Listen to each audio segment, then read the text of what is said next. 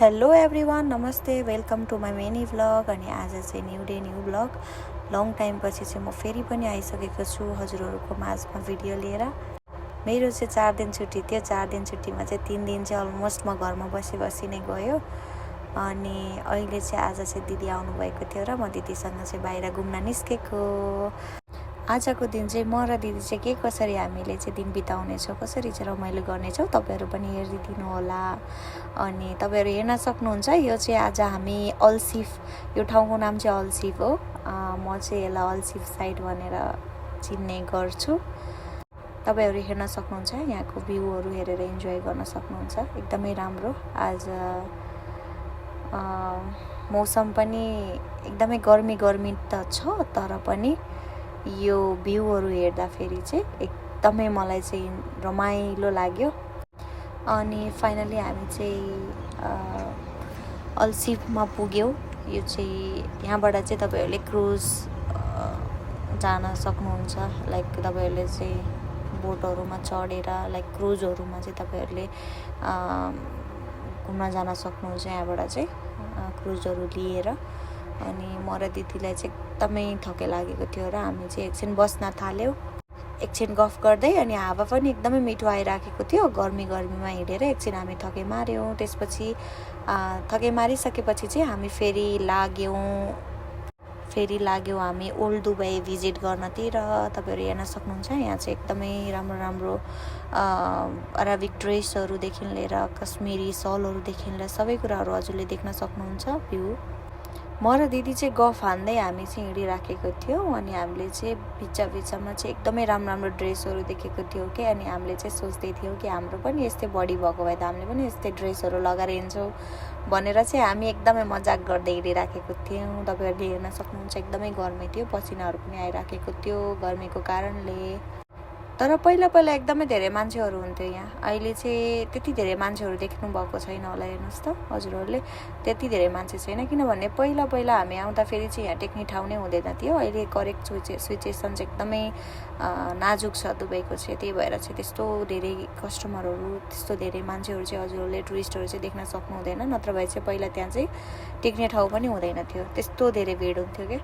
अनि हामी चाहिँ एकदमै गर्मी भएको भएर चाहिँ हामीले चाहिँ विन्डो सपिङको लागि चाहिँ यो मार्केटमा, यो सपमा चाहिँ हामी छिर्यौँ। यो स्टोरमा हामी छिरिसकेपछि हामीले त्यहाँको प्रोडक्टहरू हेर्नतिर लाग्यौँ। त्यसपछि हामी निस्किसकेपछि तपाईँहरू हेर्न सक्नुहुन्छ, यो चाहिँ मन्दिर हो, हिन्दूहरूको मन्दिर। अनि त्यसपछि वाउ, यहाँ चाहिँ हेर्नु न, तपाईँहरू हेर्न सक्नुहुन्छ, स्नेक्स छ ठुलो। अनि त्यसपछि पम्किन, प्रिन्सेस निक्लिने पम्किन छ।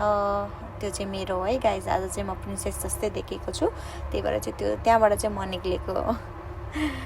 म र दिदी चाहिँ एकदमै गर्मी भएको थियो, त्यही भएर चाहिँ हामी गुनगुनाउँदै गर्मी भयो भन्दै हिँड्दै थियौँ। त्यसपछि हामी पुग्यौँ एन्टिक सामानहरू पाउने ठाउँमा। त्यहाँनिर चाहिँ एकदमै क्युट चाहिँ एन्टिक सामानहरू थियो। अनि कुनै चाहिँ डरलाग्दो पनि थियो है गाइज।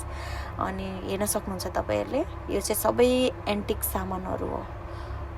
अनि त्यसपछि चाहिँ म थोरै भिडियो क्लिपहरू गर्न थालेँ एन्टिक सामानहरूको। अनि त्यसपछि यहाँ पनि तपाईँले हेर्न सक्नुहुन्छ, यो चाहिँ स्टोनहरू हो, स्टोन विथ रिङसँगैको स्टोनहरू हो। मलाई चाहिँ यो रिङ चाहिँ एकदमै मन परेको थियो, इभी लागेको। तर यो चाहिँ ठुलो भएको कारणले चाहिँ मैले लिइनँ। अनि तपाईँहरू हेर्न सक्नुहुन्छ, मूर्तिहरू यस्तो खतराकै मूर्तिहरू छ। दिदीले चाहिँ भन्दै हुनुहुन्थ्यो घरमा सजाउनलाई राम्रो हुन्छ भनेर। दिदी घर चाहिँ भुतिया बङ्गला बनाउने कि के बनाउने तपाईँले भनेर चाहिँ मैले दिदीलाई क्वेसन गर्दै थिएँ। दिदी पनि आफ्नै धुनमा। अब तपाईँहरू आफै भन्नुहोस् न गाइज, तपाईँहरूले यस्तो एन्टिक चिजहरू तपाईँले घरमा राख्दाखेरि तपाईँहरूले चाहिँ के फिल गर्नुहुन्छ। अनि दिदी चाहिँ एकदमै चकचके हुनुहुन्छ, हेर्न सक्नुहुन्छ तपाईँहरूले।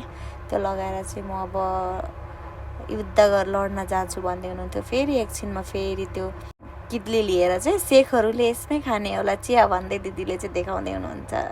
हेर्न सक्नुहुन्छ तपाईँले, दिदीलाई चाहिँ एकदमै मन परेको थियो। यो लगाएर चाहिँ दाइसँग चाहिँ झगडा गर्न जाने रे। अनि मेन भनेको त हाम्रो, यानि कि मेरो एकदमै परम्परागत पेसा भनेको भिडियो, यो त छुटाउनै भएन नि गाइज। यो त अब भिडियो बनाउनु पर्यो। यति राम्रो बनेर आएको छु म आज, त्यही माथि मैले यति राम्रो मिरर पाएको छु भनेपछि त मैले अफकोर्स भिडियो त बनाउने नै भएँ। तपाईँहरू हेर्न सक्नुहुन्छ मैले भिडियो बनाएँ। त्यसपछि दिदीसँग फेरि कुरा गर्न थालेँ।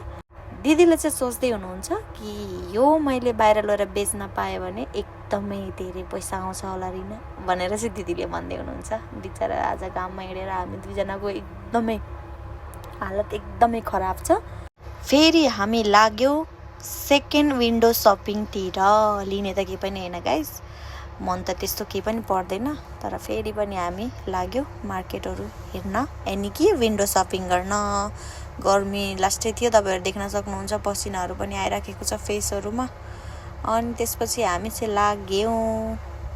हामीलाई चाहिँ बरदुबई जानुपर्ने थियो, त्यही भएर चाहिँ हामी बरदुबई साइडतिर निक्लिएर हिँड्न थाल्यौँ। त्यसपछि हामी एन्डमा पुग्यौँ, यो ओल्ड सुकको यानि कि ओल्ड सुकको एन्डमा पुग्यौँ, अल्सिफको।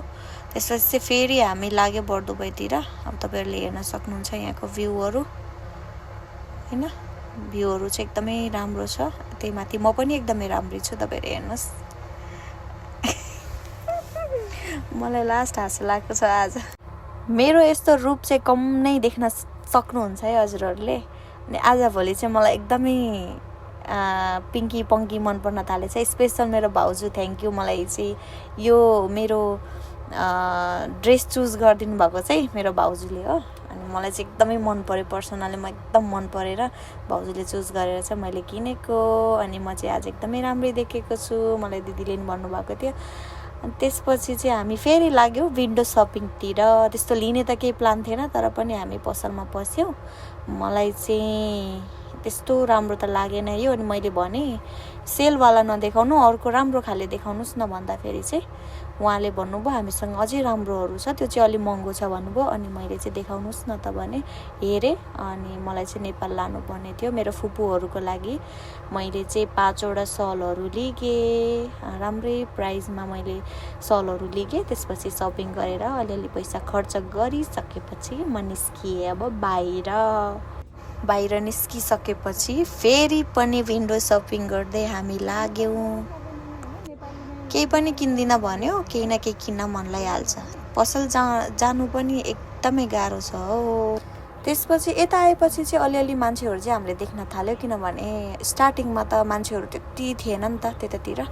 अनि यहाँ चाहिँ मान्छेहरू अलिअलि चाहिँ थियो, सायद बेलुका हुन लागेर पनि होला। हेर्न सक्नुहुन्छ कति राम्रो भ्यूहरू छ। अनि यो लाइटहरू पनि। त्यसपछि चाहिँ दिदी र म चाहिँ एन्डतिर आइपुगेको थियौँ। अनि दिदीले चाहिँ सामानहरू अझै पनि के किन्नु छ कि हेरिरहनु भएको थियो। दिदीको चाहिँ एकदम राम्रो ह्याबिट चाहिँ के छ भन्दाखेरि चाहिँ जुनै पसलको मान्छेले बोलाउँदाखेरि पनि दिदीले चाहिँ नाइ भन्न सक्नु हुँदैन। त्यही भएर चाहिँ दिदी चाहिँ जानुहुन्छ, बिचरा हेरिदिनुहुन्छ। अब एफोर्ड गर्न सकिन्छ भने चाहिँ किनिदिनुहुन्छ, उनीहरूलाई हेल्प हुन्छ भनेर। अनि आजको दिन चाहिँ यस्तै नै भयो हाम्रो। अनि हामी चाहिँ हेर्नु है गाइज, फेरि मैले स्टार्टिङमा विन्डो सपिङ भनेर विन्डो सपिङ मात्रै गरेको होइन, मैले आज पर्चेस पनि गरेको छु। आजको दिन चाहिँ हामीले किन्नुपर्ने सामानहरू किन्यौँ। अनि आजलाई यति नै गाइज। हजुरहरूले चाहिँ मेरो भिडियोहरू हेरेर साथ सपोर्ट दिनु होला। धन्यवाद।